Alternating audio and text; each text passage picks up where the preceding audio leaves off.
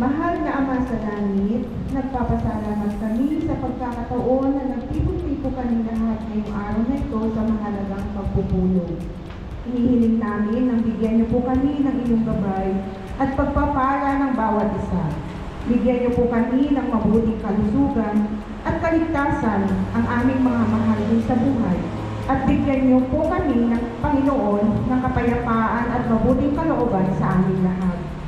Naway may lahat namin ang mga tama at kaalaman at sagot at makinig na may bukas na puso. Pasasalamat at inaalay ang panalangin na ito at hinihingi namin ang lahat ng ito sa pangalan ni Jesucristo. Amen.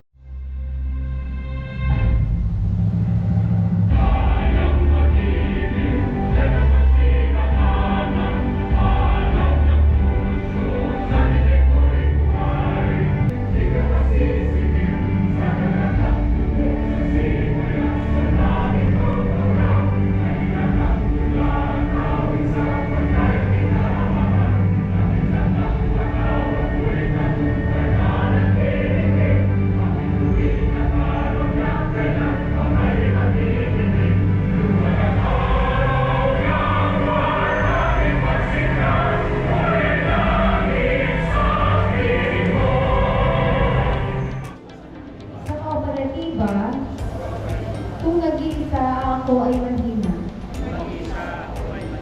Ngunit matatag kapag may mga kasama.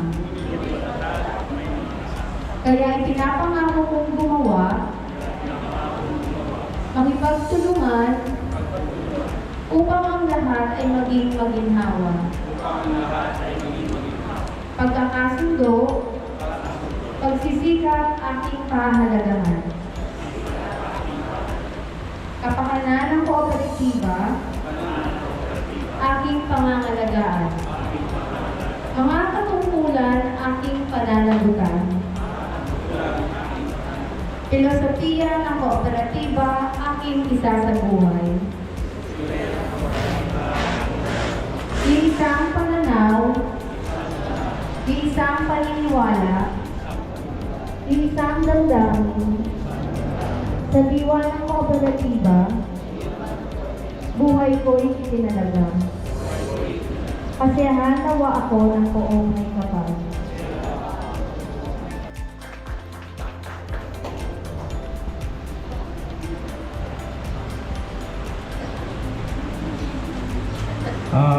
Magandang hapon po sa ating lahat, mga kamay-ari.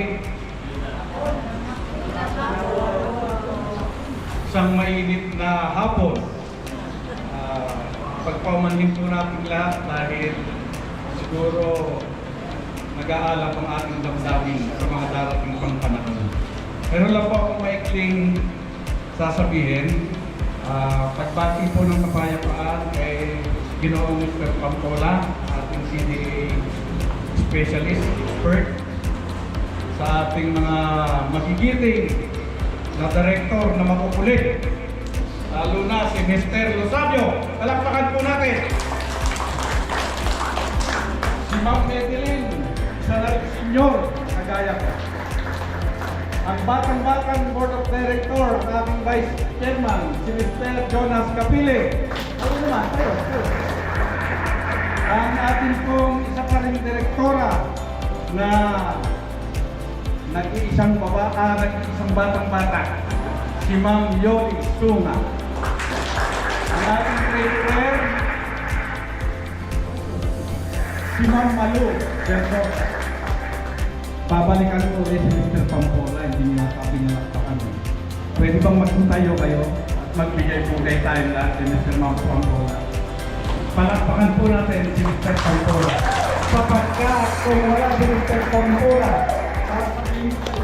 siya po ang isa sa pinakamatyaga na nagtuturo sa amin sa CBCDC. Pare-pareho tayong naglilingkod. Kung kayo nasa kasada, nananalangin din kami noon sana magkaroon ng problema. Lahat ng problema natin, alam na ninyo, memoryato ninyo. Kahit noong wala pang pandemic, alam nyo yan. Marami tayong kaibigan na inaalagaan. Ngayon, meron din, pero awa ng Diyos, nakita nyo, na-minimize natin. Dahil kaibigan din natin yung mga nakaupo. At yun, ang tagubilin silang ating butihing mayor na less corruption. Di po ba isang magandang panimula? Forever na chairman, walang forever na director. Hinahamon ko kayong lahat kung sa ibang kooperatiba, ayaw po ba ng chairman, ayaw po ba ng director. Kami handang bumaba kung ipagpapatuloy niyo po ang ating magandang layunin dahil nagsama-sama sa ginhawa, ngayon nasa ilalim tayo, babangon muli tayo. Mayor, ang magandang message para sa ating po mga kasabi.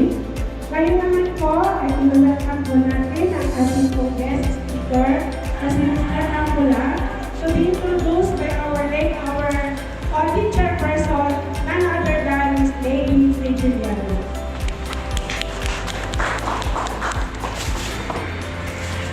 Good afternoon po sa inyong lahat. Ako ang natas, ang isang malugod na karangalan ko po na ako po ang mag-introduce sa atin kay Sir Ismael F. Baculan.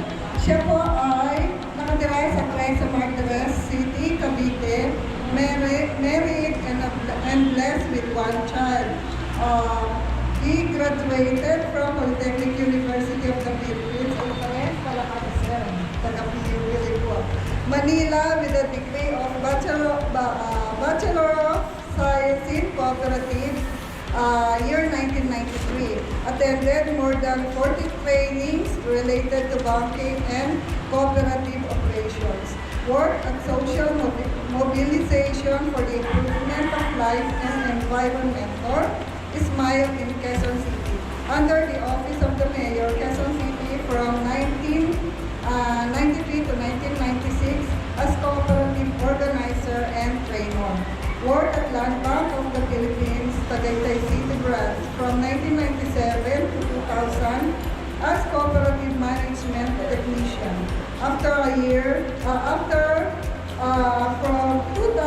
continued to work among various banks such as Banco Carmona, Capital City, Rural Bank, and Cavite United Rural Bank. So the things you have accomplished for yourselves and your cooperative and the cooperative movement is a whole and to the cooperative movement as a whole is truly noteworthy. Ano po, kahit anong mga pagsubok na dinanan ng cooperative, patuloy pa rin po tayo lumalaban. Ano po, at natutuwa ko na yung kooperatiba, nalampasan na po yung minimum requirement na nirequire sa isang transport co-op na pinagmamayarian po na unit. Kasi pagkaalam ko po, mayroon kayong siyam na unit na pinagmamayarian po ng inyong cooperative. Kaya palakpakan po natin yung mga sarili natin na-surpass natin yung minimum required na bilang na dapat pinagmamayarian po ng co-op, na lalo sa mga SUV, mga jeep, multi-cab, at least 5 unit. So nalampasan na po natin kasi nakasap na po kayo. Ang habot ko naman sa inyo po, I encourage your cooperative to give importance on investing to technology advancement. With the advent of fiber optic technology and expanding gateway to the information superhighway, ito po yung internet. Electronic transactions became possible and accessible, making business transactions became easier, faster, and comfortable. Sana later on ay maging computerized na po yung ating mga transaction sa co-op para mas maging mabilis, yung mga transaction maging mas comfortable po sa mga members natin.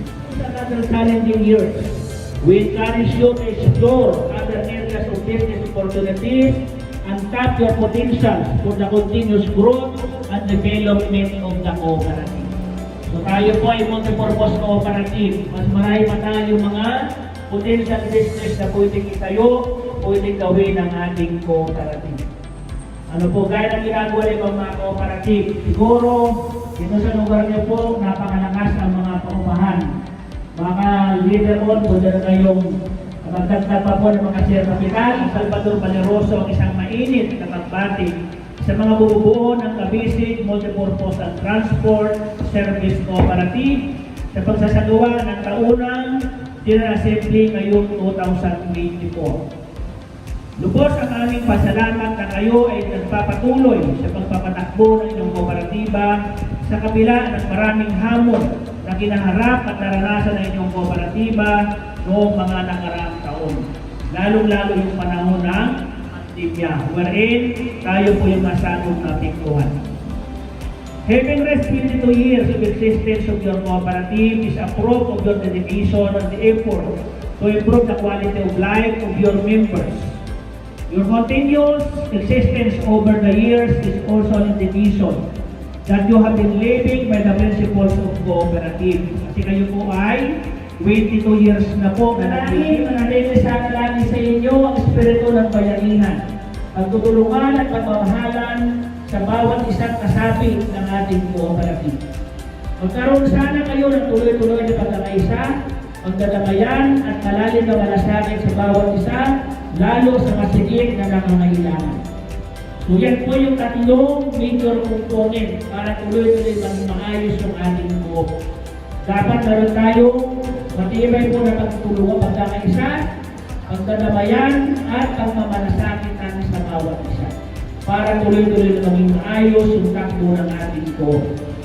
Magkaroon sana kayo ng pusang loob na magbibigay ng ambag sa dagdag puhunan ng inyong kooperatiba. Ito yung pinapanalangin kanina ng ating namuno sa sala. Lagi tayong sumusunod po sa mga kaukulang mga batas para hindi po tayo nagkakaproblema, hindi tayo nagkakaroon po ng mga penalty. Ano po, on our part, we assure you of our agency's continuing support as we ourselves are committed to see you realize the vision of your cooperative. We congratulate all of you at your cooperative for reaching far what you are today. Kayo po ay nakaabot na po ng 22 years. Sa dami mga pagsubok, mga problema na naranasan natin, patuloy pa rin po tayo nakakatayo. At patuloy po tayo nag-ooperate sa tamang diwa ng kooperatiba, sa tamang diwa ng prinsipyo ng kooperatiba. Hindi kasi ibang mga kooperatiba na nakikita po namin na halos yung chairman lang po yung nanginabang doon sa kinimita po ng kooperatiba. So dito sa inyo, ay tayo po ay transparent at tayo po ay talagang nag-ooperate sa tunay na diwa ng isang kooperatiba, sa tunay na prinsipyo ng isang kooperatiba. At bilang pagkatapos, meron po isang mensahe lang na gusto ipaabot sa inyo. Sabi dito, we can never go back and change what has been done. But we can always earn the lesson learned to make things better next time.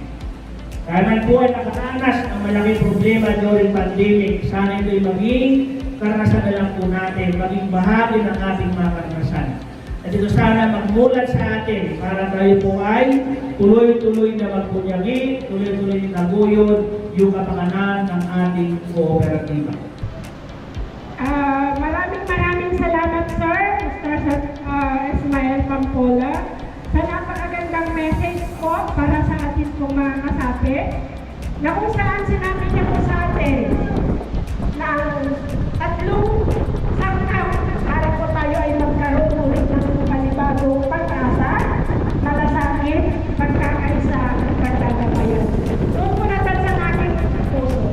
Kasi dapat po talaga noon pa, 5 taon na natin pinag-uusapan yung malasakit, pagkakaisa, damayan. Pero po, hindi po tayo nagkakaroon ng ganun. So siguro panahon na, yung sinasabi natin kanina dito, na sa kamay ng bawat isa kasapi, ang muling pagbangon at tagumpay ng ating kooperatiba, kilos na ang may-ari, ngayon na ang malasakit, ngayon na ang pagkakaisa, ngayon na ang pagdadamayan. Mga kasapi, yan po parati ang pinakikiusap po namin sa inyo. Sana po, pakinggan po natin ang napakagandang mensahe ng ating CDS specialist, Mr. Ismael Pampola. So, with that, again, Mr. Pampola, sinatawagan po namin kayo dito sa harap para po sa certificate of appreciation. Chairman, and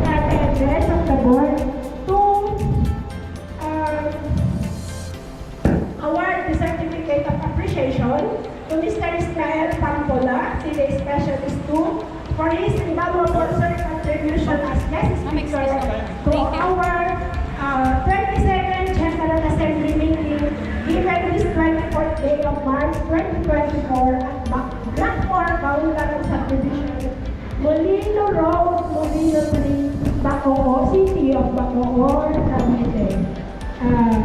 Thank you, sir. One, two, three. One, two.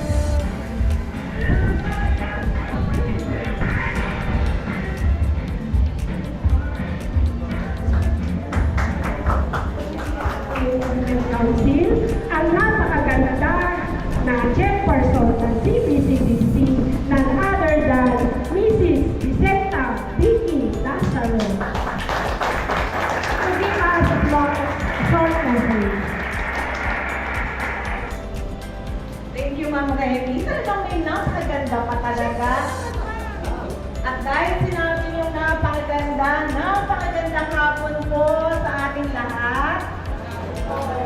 Magandang hapon po ang aking pagbati po ng ika-22nd Annual General Assembly Meeting sa lahat po ng inyong officers, Board of Directors, sa pangunguna po ni Mr. Raul Rodota. Okay, sa inyo pong mga Board of Directors. At of course, sa inyong napakasipag na General Manager, si Ms. Remy Locson. Nandito rin po ang ating masipag na Provincial Cooperative Development Specialist ng Cooperative Development Authority, si Mr. Ismael Pampula. Pakipagtulong-tulungan talaga. Hindi po dapat sumuko anuman yung hamon ng buhay na naranasan po natin.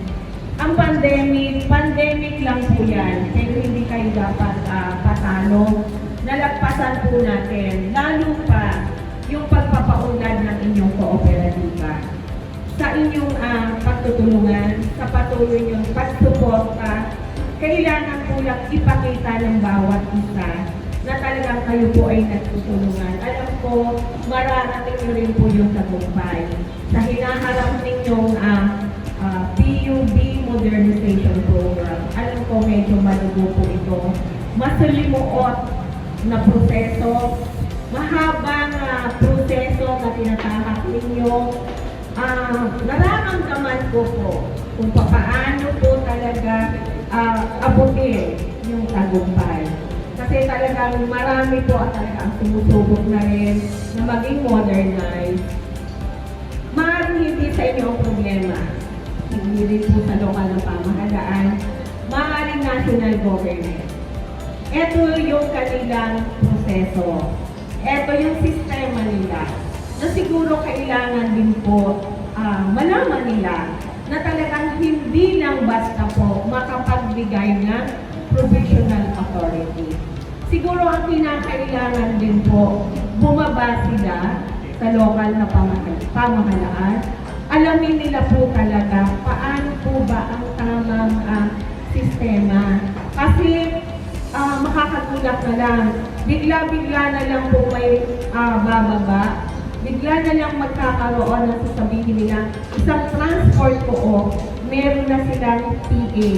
Dadaan na po dito sa atin. So paano naman po itong mga katulad ninyo na nandito sa lugar natin, na kayo naman din po ay naghahangad na magkaroon ng isang modernized vehicle, na kayo po ay kailangang makasunod kung ano yung hinihingi ng ating national government para po talaga masabing isang legal na transport cooperative. So, kailangan lang pong pagtulong-tulungan at sana nga po, dumami pa rin yung inyong mga miyembro. Sana yung mga dati ninyong mga kasapi, hindi po sila bumitaw. Andyan pa rin kayo, pagtutulungan ninyo upang marating ninyo po yung tagumpay. Ang alam ko, nabanggit na po ni Chairman on the process na ang inyong application para kayo magkaroon ng isang legal na ruta. Alam ko, legal naman po kayo. Pero ito po yung hinihingi ng modernization program ng DOTR, ng MTFRD, ng Office of the Transport Cooperative.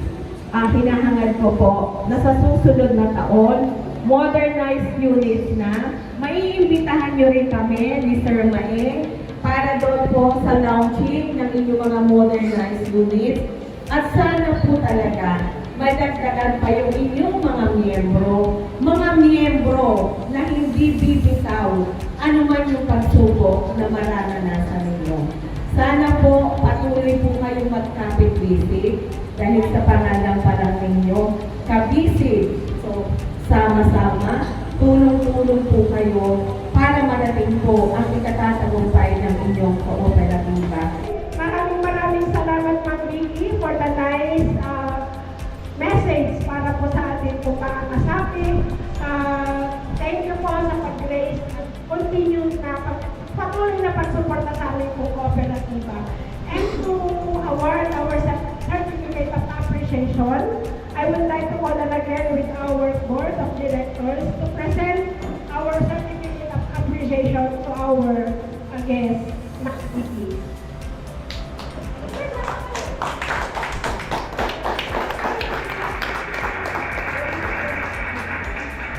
And I would like to read the certificate. A certificate of appreciation presented to Ms. Vicenta Vicky M. Lazaro, City of Bacoor Cooperative Development Council, for invaluable contribution as guest speaker to a basic multipurpose transport service cooperative 22nd General Assembly meeting given this day of 24th of March 2024 at Block 4, Kauntaran Subdivision, Molino Road, Molino 3, City of Bacoor, Cavite. Signed, Jonas Capili, Vice Chairperson, BOD Chairperson, Mr. Raul Rodula, and yours truly, Remedios S. Alonso.